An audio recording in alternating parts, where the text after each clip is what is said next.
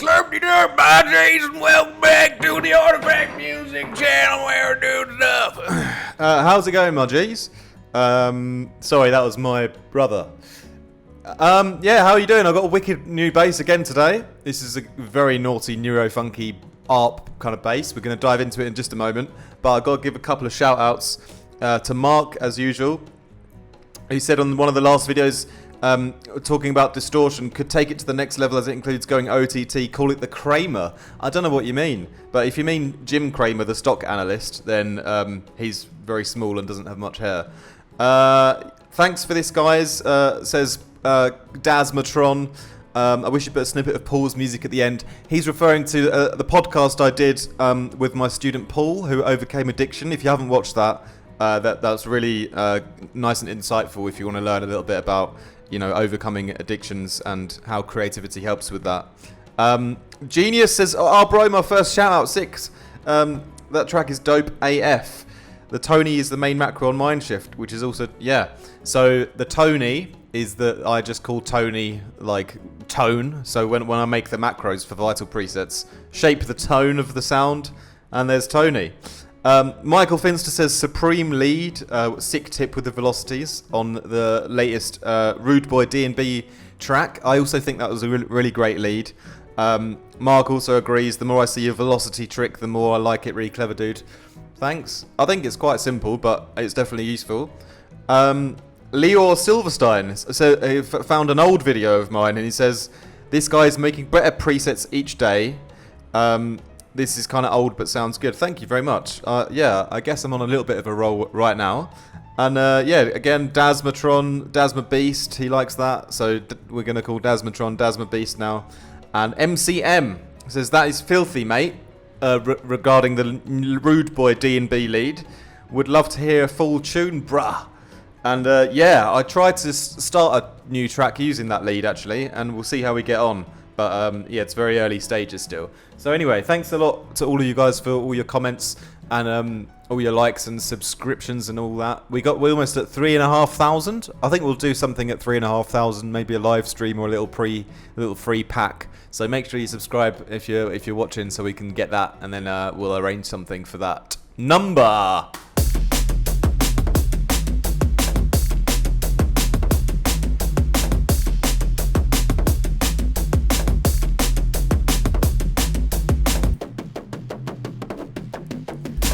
So what you can hear is a wicked Neurofunk ARP, and I'm going to show you how I made it. But there's an important thing to note, which is it's made up of 2 parts, really, because it's got a sub running underneath as well. So if I play that first, this is actually a sub on my Vital Mindshift preset pack, and this is one of the nicest subs that I've made because it's got a lot of tasty harmonics in the mid-range as well. And what I did was I fine-tuned the FM on it because I think it starts a little bit higher up when you load up the patch. That's where all those harmonics are. But what I wanted to do was blend it with the other ARP. So I kind of took those FM, parameters down a little bit. So you mostly got that pure sine wave, but just with a little bit of that extra harmonic on top. And so the important thing is we're blending this sound together with this ARP that I've made today. And so I don't always EQ out the high end on the sub, but because this sub that we it does have quite a lot of harmonics up there. So I did actually in this case put like a high cut. So you can see here, is that sort of 160? Because this sort of whole area here around 160 and up is where the ARP it kind of starts. So in this case, yeah, I kind of chop that off. And then in our ARP here, what I've done is I've done pretty much the opposite kind of EQ. It's not exactly the same because that would be easy if you could make the cut at the same point, but you're going to have to use your ears. So here I've got it a bit lower at 111. So there's a bit of a crossover point where they sort of blend together, you know. But obviously the EQ, you know, it's a smooth slope, so it's not like it's taking out everything at 111 and the other one's taking out everything at 160. It's still a smooth kind of transition, you know. But then together, that really nice, powerful sub and that ARP on top of it. Yeah, it's like it kind of sounds a little bit weak, you know, the ARP without you know, when I've EQ'd all the bass out, so that sub is like doing a lot to add to it. But the ARP, obviously, it did have bass in, so I play it like this. This is how it actually is straight out of Vital. And although that's pretty good with the drums and everything, like it's really, really not bad. But if I do it again with the with our extra sub that we've got here, I don't know if you can notice it like through your phone or whatever you're listening on, but to me that's definitely a hell of a lot more powerful. So we're going to leave that as it is, but let's go into the Vital patch and have a look at the ARP, which I've made. And while we're listening to it, we'll just design it as it was with all the bass in it as well. So bear in mind that we will take that bass out later. But yeah, let's see what I've done. And yeah, I decided to sort of try things out with the triangle waveforms. So I started with 2 triangles, and then I've got like a sub sine wave underneath. And all of that is going to get smashed through a little bit of, firstly a little bit of reverb, then a load of chorus in the low end, counterintuitive. Counterintuitive chorus, that's what my new name's going to be. And then distorting, we're doing the Jerry Seinfeld. So big ups to Mark for coining that term for us, because we're creating our own encyclopedia of made up production terms. So the Jerry Seinfeld mode is basically we have the Seinfeld on and we modulate the drive on an LFO. And you can see it adds a lot of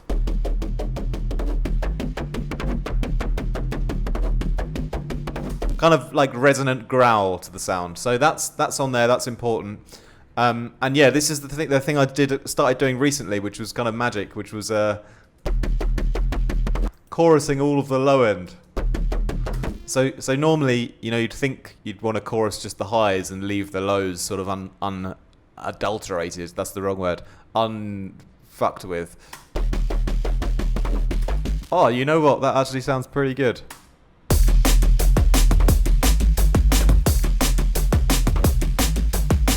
Let's get back to how it was though. It's a different kind of sound. This is still my kind of favourite version of the chorus. Chorusing the low end. So basically the cutoff, you can control obviously where you're chorusing. So we're just chorusing this part and then adjusting the delays just a little bit to change the kind of course of the sound.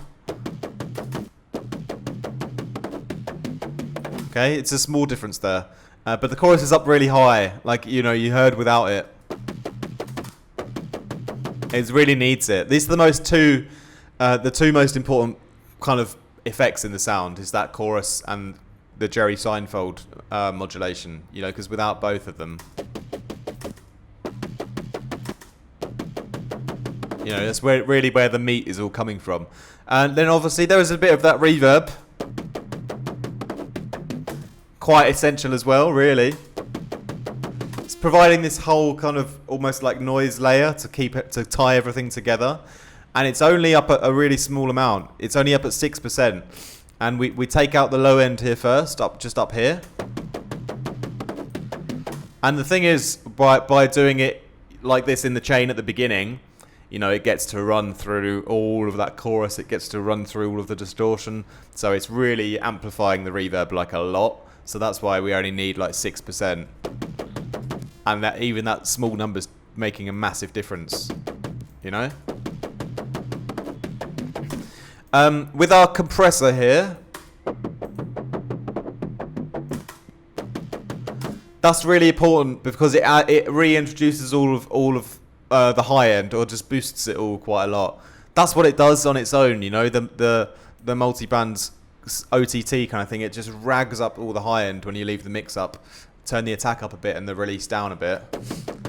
And the reason that I wanted to reintroduce all of that high end is because if you look here in the main section,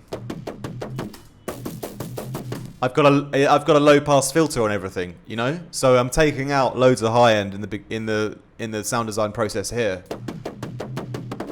So without the OTT on it, you know, it's just simple like low pass filter. So yeah, that's really important to add back in the high end after we filtered it. But it's important that we did filter it first because that gave the whole kind of movement to the sound.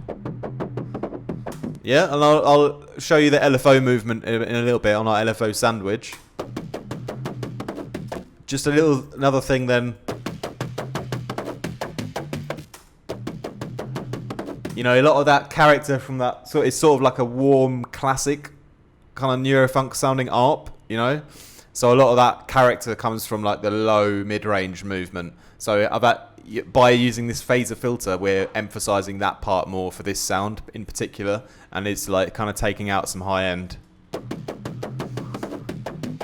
So, you know, it's a little bit different. It's more shaped to emphasize the real like low, warm, kind of almost muddy area of the ARP. Okay, so that's where we like it though. They've got a little bit of high end and low end boost on the EQ, but nothing really crazy there. So if we look back at the sound design sort of section, you'll notice that basically the triangles are kind of turned the level off, you know. It's only this one that has the level up, and this is going up and down on our LFO. So it's a little bit what I did like in the last couple of patches as well, which is the idea of having a sub bass, a sine wave, up at, you know, full volume, -24, slamming that through all of the effects. That's the real like meat of the sound. If I take the others off, you know, it's still, most of the sound is still from that, and it's the extra sort of character on top that's been done by the triangle waves. But only one of them is actually outputting the audio, and this one is coming from 0 and up, so it's on the dynamic movement of the LFO. The other one is a carrier for an FM chain. So the first one is a little bit higher at -5, and that's being FM'd into our second one, which is at -12. So if I take that off, you know, we haven't got those higher harmonics. But if I had this one up here, you know, I don't really like how it sounds, that triangle wave, like on its own as it is. I don't like it. I only like how it modulates into the second one to give like a little bit of extra high end and higher harmonics and higher pitch, but through the FM, you know, so not on its own. I didn't like it. It's too cheesy on its own.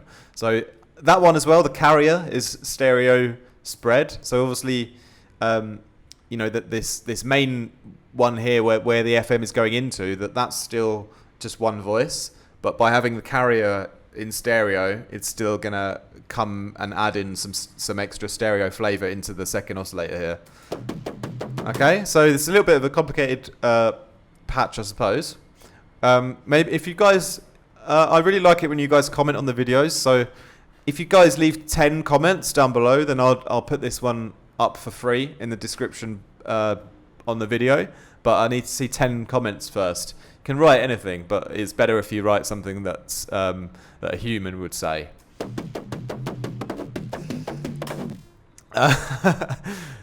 Yeah. So the other thing with the movement then. So, oh yeah, the white noise.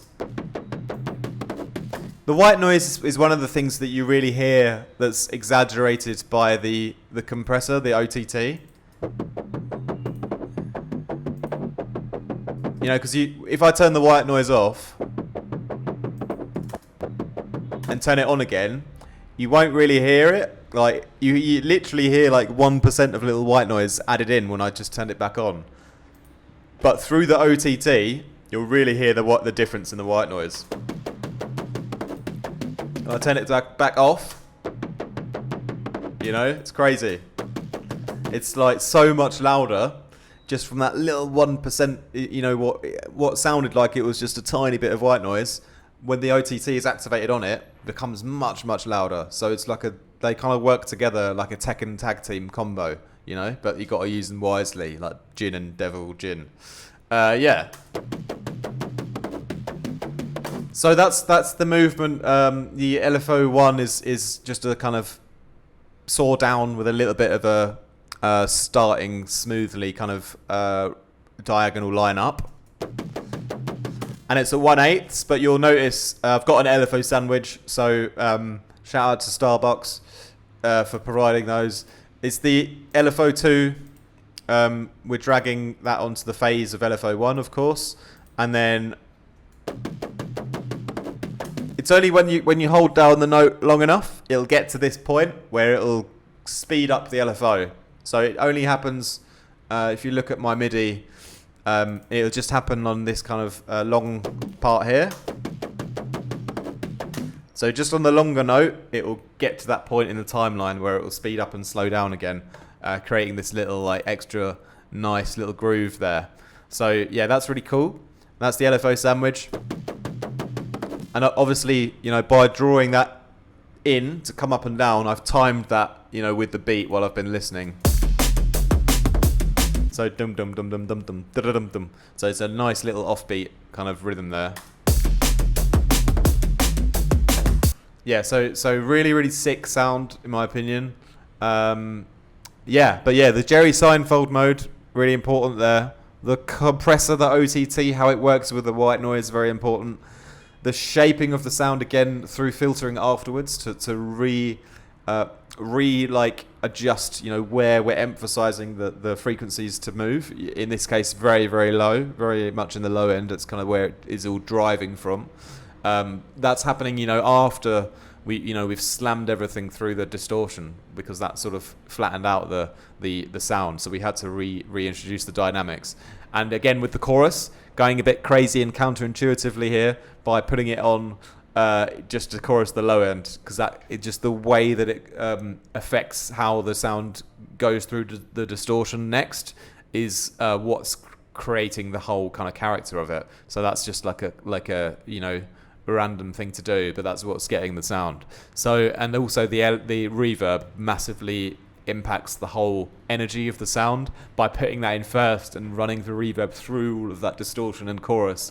So counterintuitive again, but also that's how we got the sound. And with the mix very low, because it's going through all of those effects anyway, you don't need much of it. Same thing with the white noise. You don't need too much of it because it's going to go through all of that chaotic effect chain.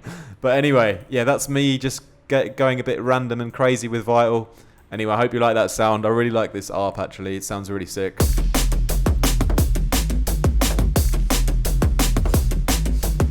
Yeah, thanks all you guys for all your comments and everything. And stay tuned and see what we can come up with next. And yeah, keep up your own creative energy. You know, make sure you put in as much time and effort into your music as you can, because it's going to pay off in the long run. Make sure you work on your music even when you don't feel like it. That's the number one tip as well, is just to just get on with it. Sit down, and if you're not feeling inspired, that's your fault. You need to just work harder, and then you'll be inspired because you worked so hard. You'll be proud of yourself. So there you go. That's how to deal with creative ruts. You just work through them.